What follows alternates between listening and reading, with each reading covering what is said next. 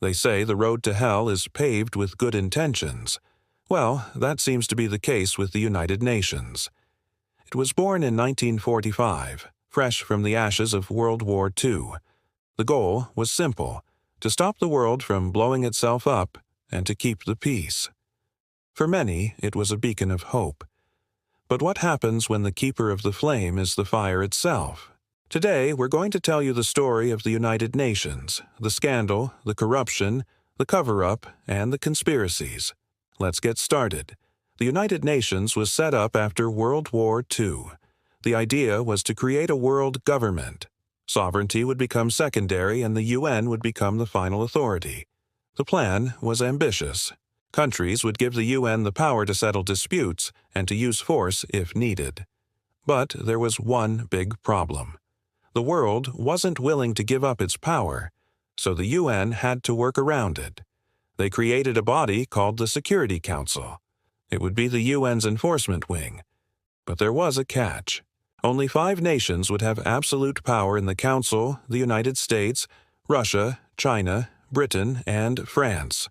The rest would have no voice. Why these 5? Because they were the victors of World War II. And what does power do? Corrupts. Absolute power corrupts absolutely. In theory, the Security Council should have ensured peace. In practice, it became a tool of the powerful. The 5 permanent members could veto any resolution, any effort to maintain peace. In effect, peace became a privilege, and the UN was reduced to a glorified debating society. How do you maintain peace when one nation can block all efforts for peace? But the UN's failures are not just about politics. They're about blood and death, too. Like the time in 1994 when the world was watching the Rwandan genocide. Hutu extremists were killing Tutsis and moderate Hutus. And where were the United Nations peacekeepers? Right there. But they did not intervene. They watched as nearly 1 million people were slaughtered. Or the time they did intervene in Bosnia, in the town of Srebrenica. UN forces were told to protect Muslim villages. But when 8,000 men and boys were lined up and massacred, the world did nothing. Again, the United Nations had failed to live up to its founding principles.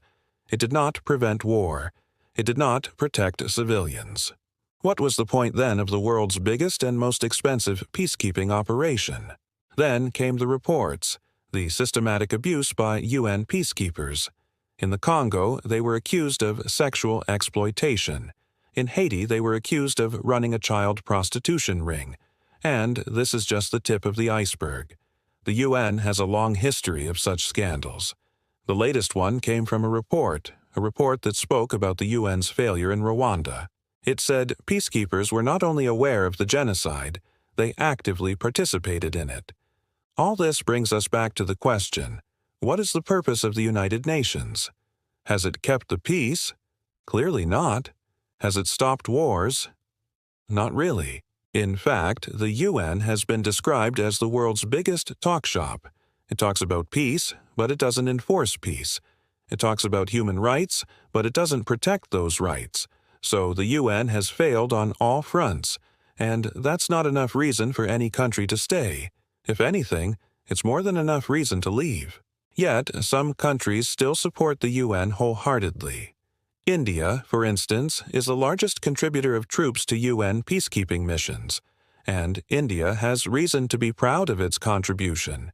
Indian peacekeepers have served in the Congo, in Liberia, in Sierra Leone. But what about the times when the UN has failed? When the mighty America can block any resolution, when the Soviet Union can threaten any discussion, when China can veto any proposal?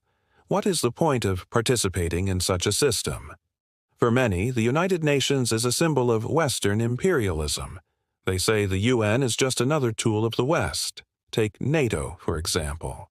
The North Atlantic Treaty Organization was formed to counter the Soviet Union. But after the Cold War ended, NATO refused to disband. Instead, it kept expanding. Former Soviet states became NATO members. Today, NATO is threatening to bring Russia into its security sphere. How is that different from the good old days of the Cold War? So, for many, the UN is just another extension of American and European power. And then there are the conspiracy theories. Many believe the UN is part of a grand plan, a plan to bring about a new world order, to take away every country's sovereignty. They say the UN is creating a global government, a government that will take decisions on our behalf. Sounds far-fetched, maybe, but the fact is the UN does have the potential to become a world government. It already has the structure, the bureaucracy, and the personnel. All it needs is a little push. So, what is the future of the United Nations? Will it rise to the occasion? Will it live up to its founding ideals? Or will it continue to be an ineffective talking shop? You decide.